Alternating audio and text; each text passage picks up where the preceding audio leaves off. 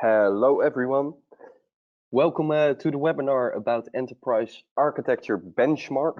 My name is Mart Hoogvliet. I be one of the speakers. We'll just wait a minute for everyone to join and we'll start in a minute. Okay. Well, I think everybody joined. I will put on my webcam that you also can see who's talking to you. Hi. Well, first I'll introduce myself. I'm Mart Hoogvliet. I'm responsible for inside sales at Value Blue and am part of the commercial team. And with me is my co-host Jelle Visser. Jelle, could you please introduce yourself? Yes, of course. Thank you, Mart. I'm Jelle Visser. I'm responsible for the commercial team at Value Blue. And I've been setting up this benchmark research as well as doing some qualitative interviews after we conducted the research on which I can base my views from the customers from actual conversations. So I can give some background to the answers and the information that Mart is giving today. Okay, thank you very much, Jelle. First of all, before we start, some practicalities. At the right side of your screen, you can see the question mark icon. If you have a question, you can ask it there, and we will handle your question during the webinar or at the end of the webinar during our Q&A.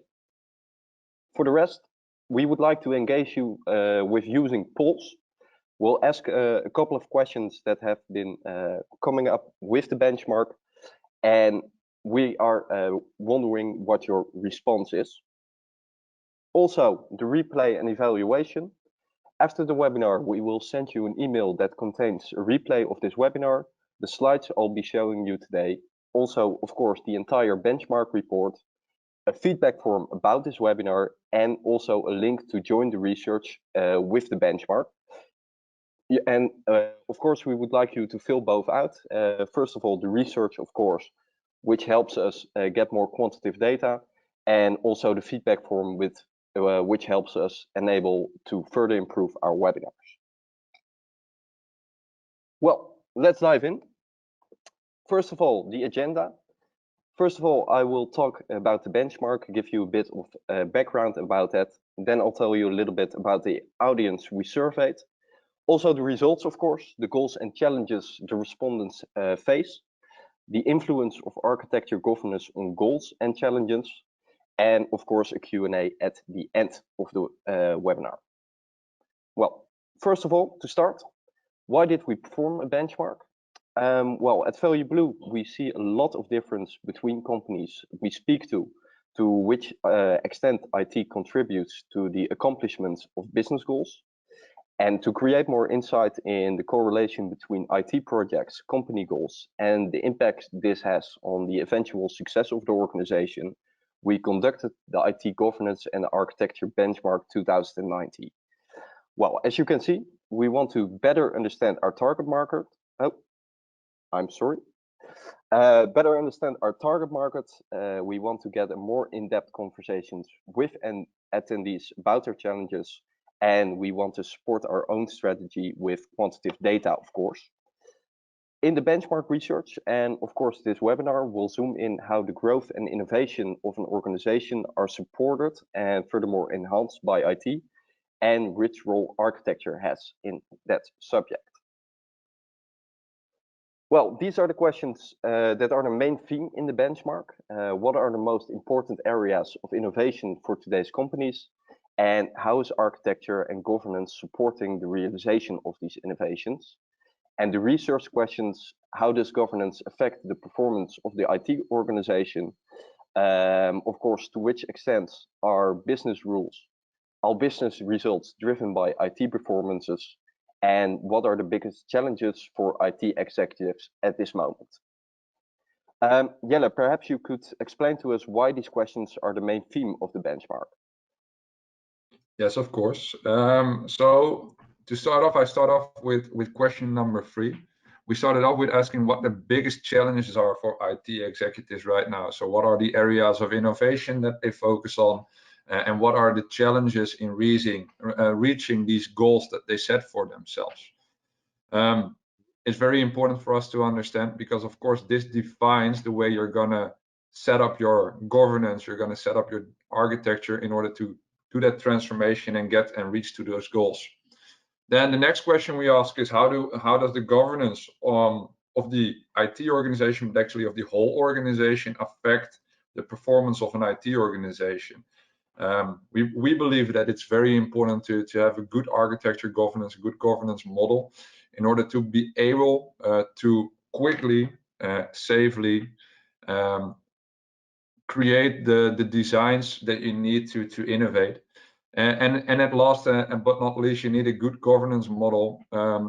We hope that a good governance model helps to improve your IT organization. But of course, the actual goal is not improving the IT organization, but to get real life business results. So we also want to measure how much the IT performance supports the business results. So that's where we come from. Okay, well, thank you very much, Jelle. Next on, the audience. Well, as you can see, there have been different industries who participated in the research. As you can see, it's local government and state government, mostly municipalities and national government. Also in the business industry, healthcare and welfare, services, manufacturing, trade and retail, etc., etc. So as you can see, we focused on a broad audience, both profit and non-profit. As you also can see, the most organizations that have participated have between 500 and 5,000 employees. Average size of most companies is 2010 employees. And as you can see on the right side, the participants who have filled out the survey are also in the decision-making unit, like information manager, CIO, manager IT. And the reason we chose that was because they have the most accurate overview of their companies, so they can answer these questions the most accurate. Next on, the IT organization within these companies. The average IT department within these companies until 7.2% of the entire company and are divided by role or function, as you see in this graph.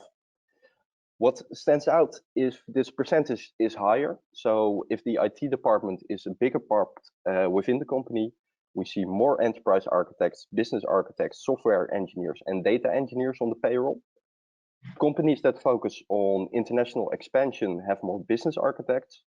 Companies who say they have a competitive advantage in their industry have more data engineers or architects on the payroll than the other organizations who have participated. What's also quite remarkable is that having more data engineers and architects on the payroll has proven to have the most impact on the IT governance within these companies. Well, next on, we go to the goals and challenges. And this is the moment I'd like you to fill out the first poll. I'll launch it now and I'll give you a minute to fill this out. And this is what are the business goals that are most important to you and your company.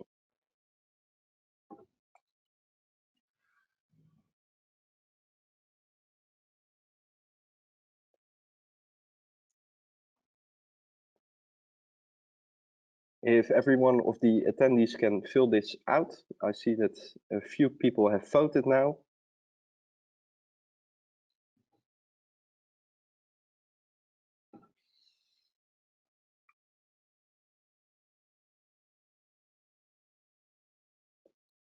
And the voting is going up.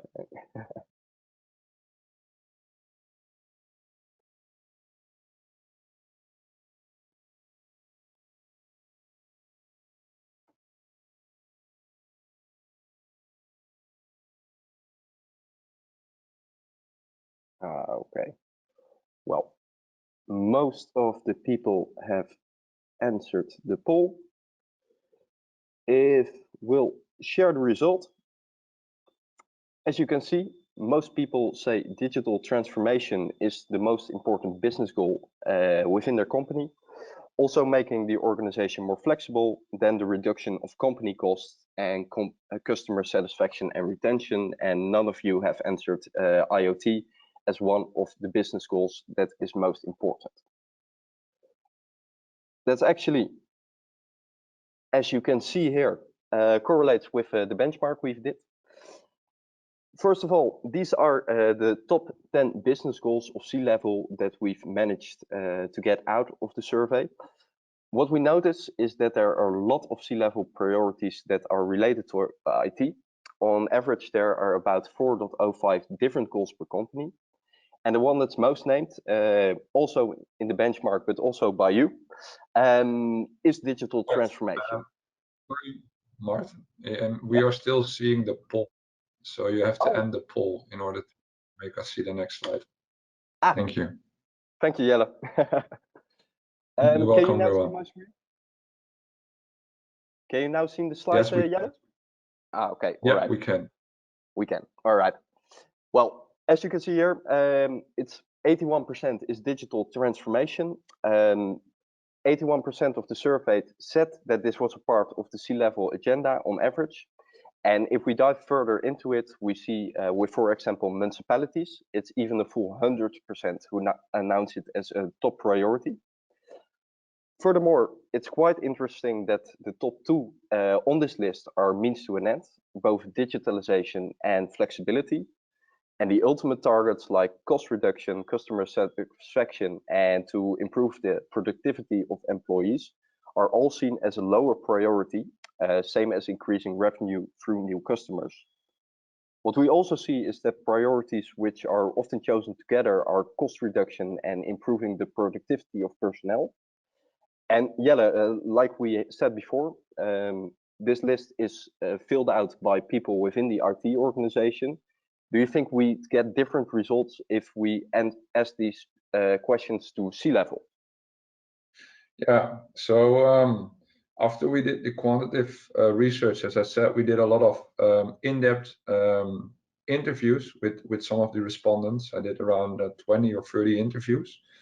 And I asked them about these goals because what stood out to me is that, well, things like digital transformation, but also Internet of Things, those are more like IT goals than real organizational goals. Your organization is not going to benefit directly from Internet of Things or digital transformation. And I think stuff like reduction of cost or improving customer satisfaction are typical business goals. So I've been asking those people about that, and you could very clearly see here the difference between an IT department that is working on digital transformation and sees that as the digital or as the highest priority of the company. And then if you ask, for example, a C-level executive of the same company, he clearly sees the benefit in, for example, improving customer satisfaction. So you see that the actual goal of the organization is increasing customer satisfaction, and that digital transformation is a way to get there. And I think this is also one of the challenges that we encounter in a lot of the companies that we work with. How can you align your IT goals with your business goals so that everyone is actually knowing why we do digital transformation in the first place? And one of the solutions that can really help with that, we see that customers that or organizations that implement project portfolio management are better able to align IT goals with business goals, and it helps to build better solutions for the latter. Thank you, Jelle, for the extra explanation. Next up, I'm going to ask you another question. As you can see here, I would like to know which IT developments will have the most impact on your future business operations. I'll again give you a minute to fill this out.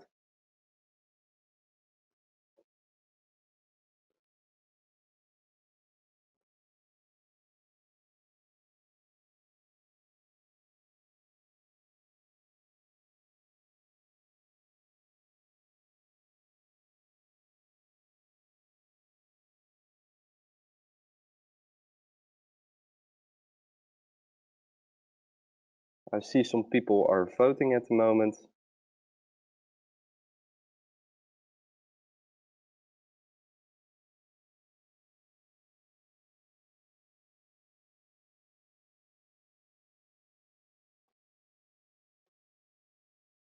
Okay. Just a few more seconds. And then I'll close the poll.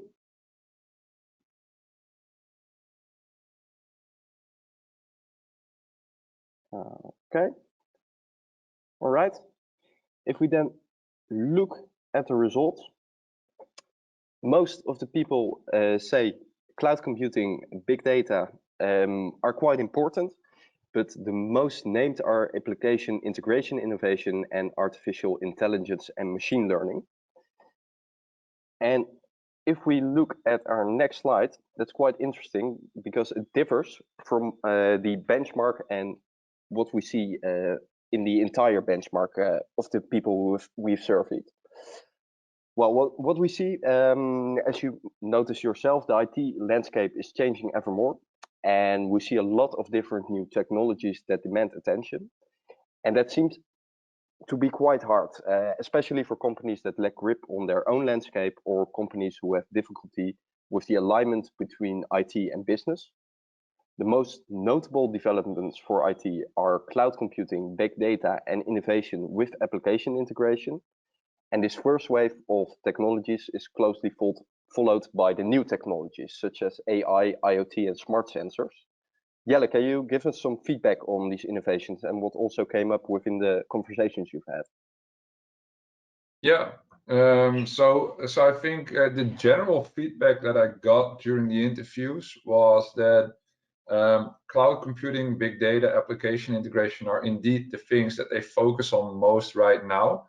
And at the same time, those are the things that have been around for quite a while. So I think cloud computing and big data are topics that have been hot for the past 10 years. They were introduced around the years 10.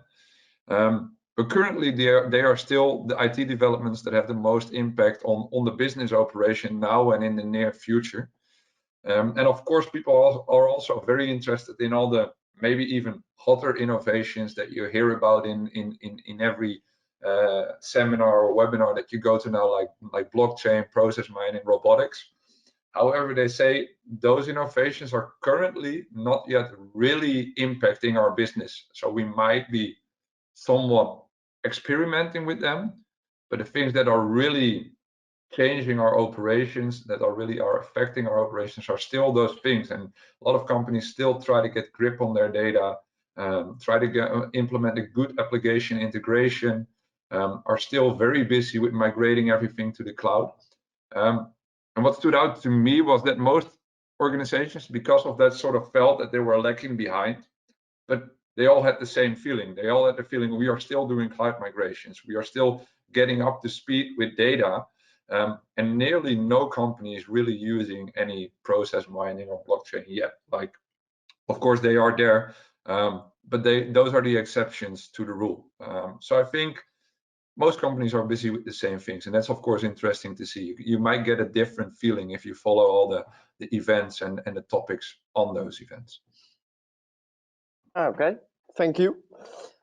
Well, if I start at the top, cloud computing, respondents who find the trend to cloud computing important often have a good alignment between their IT strategies, their business goals, and make investments which contribute to those.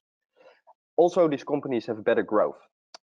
Besides this, what stands out is that companies who focus on cloud computing are more agile, and their IT contributes more to the productivity of the entire organization.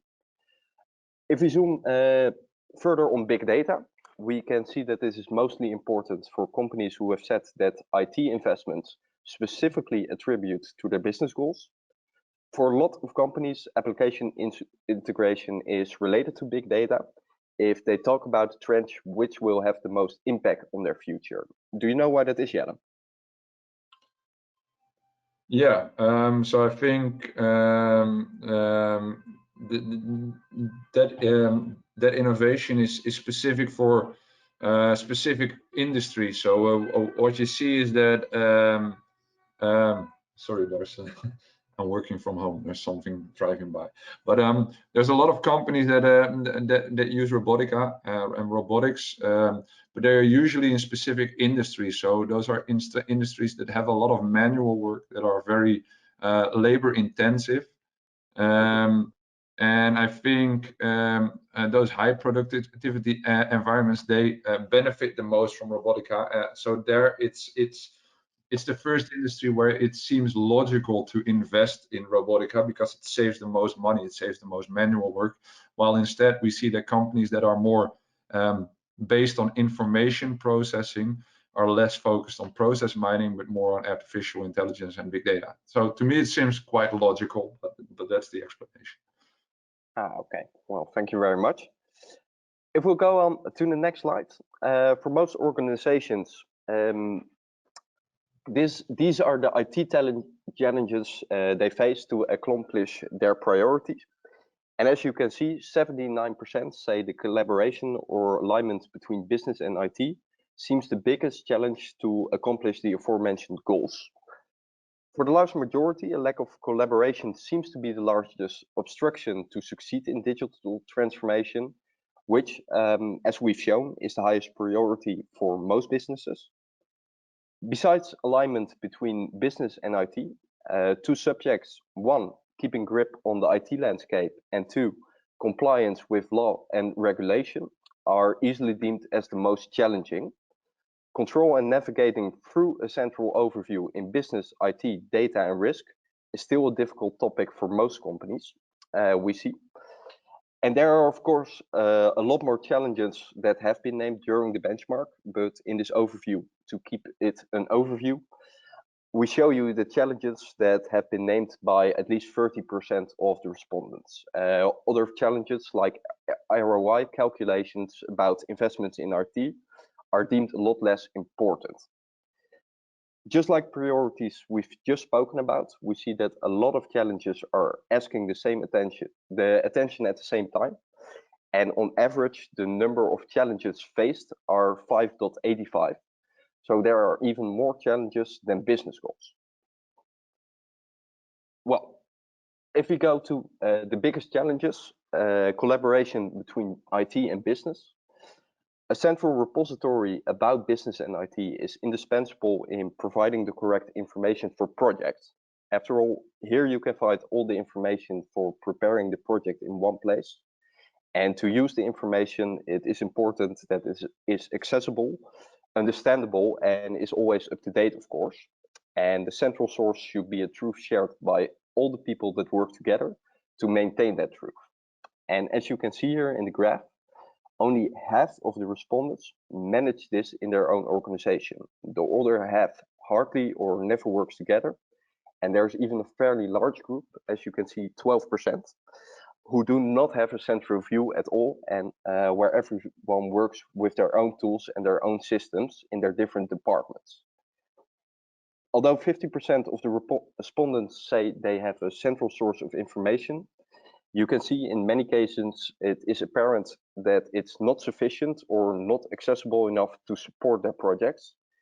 As you can see, 89% of the respondents indicate that they have difficulty getting that information to the table. And that's quite worrisome if you think about that. Well, what we treated now are the business goals of the companies and also the challenges IT faces. But what's also really interesting is how IT themselves think about the contribution they can provide within the company. Respondents think that they can make the most important contribution to digitizing processes.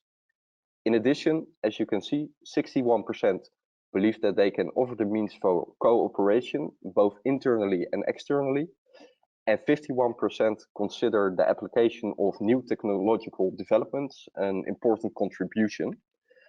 What's to be expected, but also is the case, is that the latter is also more often indicated by large companies. They seem to have more focus on that. What is striking about these three main contributions I've just spoken about is that they are chosen by more than half of the respondents, and they are mainly internally oriented. No direct impact is made on organizational goals such as customer experience. Customer experience is seen by less than a quarter of the surveyed as something to which IT can contribute significantly. And when people think they can bring a contribution to the customer experience, IT generally has better aligned strategies to the organizational goals. Well, how does the application landscape and available technologies look like within organizations? As you can see, most of the people say they have a lot of application in use. Their application landscape is quite complex, and they don't sufficiently apply application portfolio management. And we've also asked, do you see change in the future? Well, given the amount and complexity of applications and the lack of sufficient control over them, it's understandable that many organizations have plans and or good intentions to modernize their application landscape. And only 11% say they have no plans or intentions to get started with the application landscape. Another 24%, as you can see here, do not yet have a plan, but they do have the intention to write a plan about it. However, it remains somewhat worrying that 35% of organizations do not yet have concrete plans to address the complexity of their application landscape. And the research shows that having a plan to modernize often goes hand in hand with higher IT performance. So that's quite a good indicator. This applies especially to aspects such as the extent to which IT strategies are aligned with the organizational goals, and the IT risks have been identified and adequately managed, but also the speed with which the IT organization can adapt to the wishes of the business. So working strategically is to get a grip on the application landscape is a good indicator for successful organizations. Well, what we see here is how our respondents think about the chance that there will come new organizations in their industry with innovative products or services. And what's quite interesting is that we can make a correlation between the amount of business goals and how big the chance is deemed. If we see that the expectation is high on innovation within the market, the amount of business goals also rises. And a good side note with it is that we see a lot of difference between answers to this question based on the industries of the survey. Jelle, perhaps you could tell us more about the most notable differences in those industries? Yeah, Mart, of course. So I think in general, it's interesting to see that if the priority or if you have a feeling that new competitors can enter your market, then the amount of business goals rises. It might be interesting because you want to innovate more and on more different areas of work. At the same time, you have to really watch out that you don't sort of lose the focus on your goals and focus on too many goals because you're too scared for your competitors. So I think you should still believe in your plans and focus on those 1 or 2 or 3 goals that you think are most important for your company. Next to that, what we see is that, for example, in governmental organizations, there's almost no fear for new innovative products or services from new competitors. I can, of course, understand that because those industries like government, but also hospitals, for example, are not the most competitive organizations. They cannot really lose clients. However, what we do think is that there is a lot of competitions around those industries, so that you see that there are constantly new services, products introduced to those businesses, and you still have to keep up with that. You have to keep up with the innovations. And of course, for example, if you're in a governmental organization, your citizens still have to be happy with you. You have to, in such a way, compete with the other governmental organizations or the other municipalities around you, so that you are able to deliver the same services. Well, there of course are other services which are very competitive. So one of the biggest fear for new competitors is in finance. I think that changed a lot during recent years. There's even a name for competitors in financial markets. We call them fintechs. And you see, especially in the deeper research that I did in the interviews, that most people from financial organizations, they look at those fintechs and they ask themselves, how can we innovate as quickly as they do? And that's one of the biggest challenges that they face nowadays. And it works different because traditional financial organizations are much bigger than those fintechs. So innovation goes on a different level and in a different way. But you see that they are working on it, and they start to innovate faster and faster, and they start collaborating with those fintechs, and I think that is a very good development. Okay, thanks Jelle for the extra explanation. If we go to the next part, that's architecture governance. We've already discussed innovation, goals and challenges, and we'll now get on to the next part. Well, first of all, what is architecture governance? As you can see, Gartner defines architecture governance as the processes that ensure that the usage of IT enables company to reach their set targets or goals. If we then go on to the next slide, this is the Value Blue architecture governance model. Architecture governance is the framework on which companies align their IT strategy and their company strategy. And good governance, good IT governance, I must say, focuses on delivering value, minimizing and of course managing risks, improve agility and integration, and to an extent improve collaboration throughout the entire company. And if good governance is in place in these areas, it improves the overall performance of the IT organization. Eventually, of course, it leads to have a significant effect on the success of the entire organization. This comes from the fact that good governance and, of course, insight helps companies to make decisions faster, make better decisions, and implement them faster. It also enhances the speed of transformation and therefore improves the time to market of projects, which of course has a big impact. Well, firstly, we're going to look at governance. As you can see here, the average score on collaboration and integration is okay. There are still a lot of room for improvement, and that's mostly in the area of standardization of communication and process monitoring. I'll go by these slides quite quickly, but you can read the entire I'm sorry, I'm at a loss for words at the moment. You can, of course, read the entire results in the benchmark report we'll send you at the end of this webinar, tomorrow probably. Next on, flexibility. That's also a part of governance. Flexibility shows more room for improvement. It shows that companies can change with changing circumstances, but don't have the capacity or possibilities to improve their organization continuously. Also, delivering value. Delivering value seems to be the most difficult part of governance. As you can see, it just has a score of a 5.4.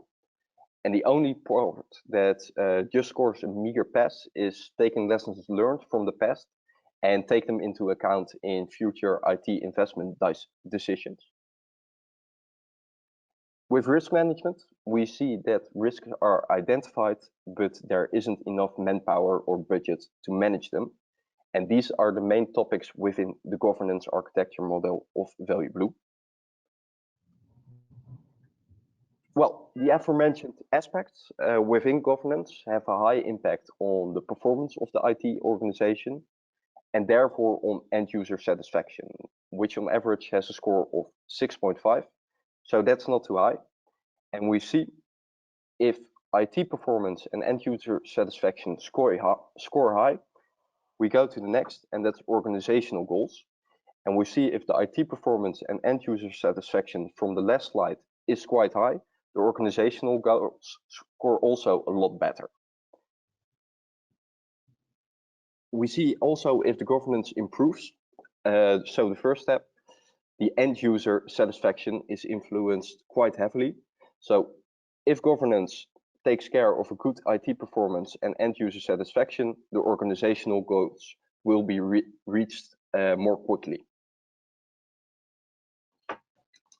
Well, then to summarize, what are the most important findings for the architecture governance model? Well, like I said before, the main goal of governance is to improve IT performance and from there ultimately pull the organization to a higher level. And the factors from the governance model that have the greatest influence on IT performance are sufficient grip on the application landscape, as you can see, an elaborated strategy to optimize the application landscape, central source of information about the business, IT, and data, the proper IT people on the payroll for innovation, productivity, and so on. An environment in which the contribution of IT is acknowledged, so that people in the organization understand what IT does and also sees what kind of contribution they have to the entire company, and also good performance on the different dimensions from the model we've just seen. Well, these steps are crucial to increase the satisfaction of end users and ultimately to increase the overall business performance.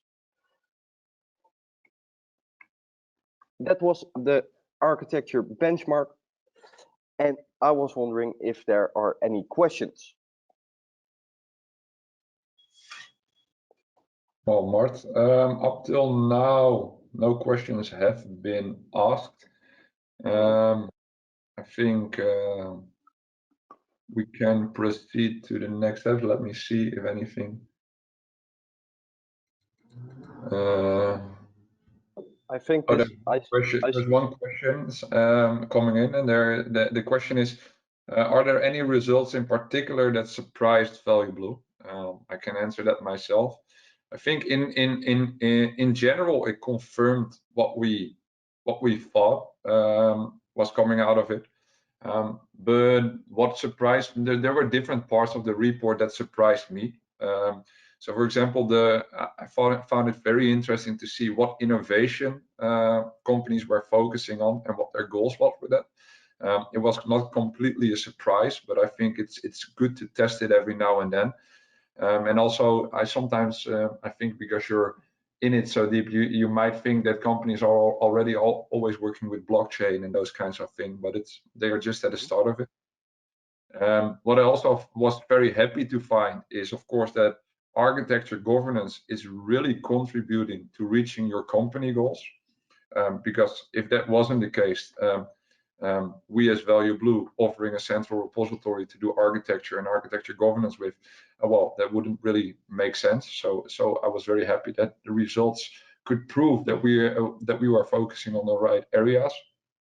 And last but not least, what stood really out to me and what I found most surprising is that companies have such a hard time to define their goals on an IT level and to measure them. So most companies, they find it that they have not any system to manage or to see how successful their IT projects do. They basically just do projects and then go on to the next one. They don't reuse that information. They don't challenge themselves on how successful it was. And also, if you look at official research from, for example, Gartner, you see that this is still one of the biggest challenges. And it's the same for the companies that filled in the survey. So I think there's a lot of room for improvement there. And I also find it, well, kind of weird. You would say, like, if you set goals and then measure how good you're doing, that's the way how you can improve. But it's not happening that much yet. Okay. All right. Well, I don't see any more questions. Do you see any more questions, Jelle? No, we can proceed. Okay. Well, then I'll go again to this slide. Well, this slide seems familiar because you've already seen it.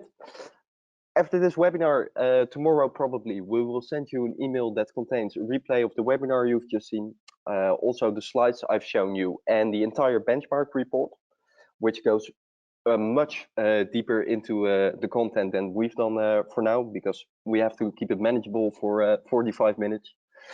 Also, there's a feedback form. If you would fill that in, it helps us to further improve our webinars. So we would be very grateful if you would fill that in. And there's also, like I said before, a link to join our research, and then you can be part of the benchmark. And what's also quite interesting to mention, we're going to do this on a yearly basis.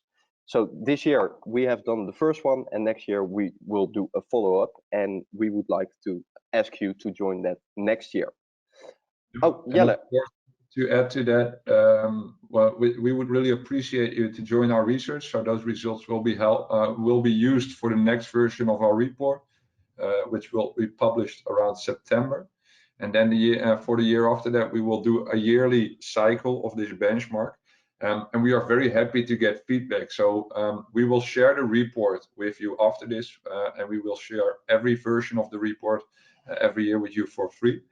But if you want to know something more, or if you have any questions that you'd like to be asked after reading that report, or you want to have some more detail on specific parts of that research, please reach out for us, because that can help us to make our research better and more interesting for you. And it can help us to understand our target audience and the people that we work with. Yes, and to summarize, you also get these slides, which our email addresses are on, so you can always get in touch, and we're quite interested in your feedback also. Jelle, I see a late question coming in. Is in this research, is it taken into account how IT delivery is structured within a company and what the role is of enterprise architecture? Yes, I think Thank you, John, for the question, by the way. So it is taken in account based on the governance model. I think, well, it was a little bit much to explain this exactly in the webinar, but I think you can find it in the report that we send out afterward. You can check all the questions that we asked there. But in general, we set up an architecture governance model in which we ask the companies, okay, what are you doing on those different areas of architecture? And what we checked is, does that improve the business results of these companies? And what you see is the more sort of architecture processes company implemented, the more successful they were in general. And of course, it's very hard to directly contribute this to those architecture measures. But yeah, research works that way, that based on statistics, you can sort of, well, guess that, or guess based on that, and so make an educated guess that it probably comes from those implemented architecture measures. So yes, it seems that architecture really helps you to get to better business goals, and specifically helps you to grow faster, to innovate faster, and to create better solutions that fit your business goals. Thank you, Jelle. Well, furthermore, as you can see, we have other webinars coming up, reporting on governance and data quality in Blue Dolphin. That's the 25th of May. And on the 4th of June, we have ACMA and enterprise architecture, and that's about the maturity of architecture within companies. You can also check our website for the upcoming webinars via valueblue.com, and that link will also be in the slides that we will send you. Once again, don't forget to evaluate. We would love to see your feedback. All right. Well, thanks for joining us. We hope to see you again soon during another webinar, and we'll get in touch via mail. Thank you very much for your time.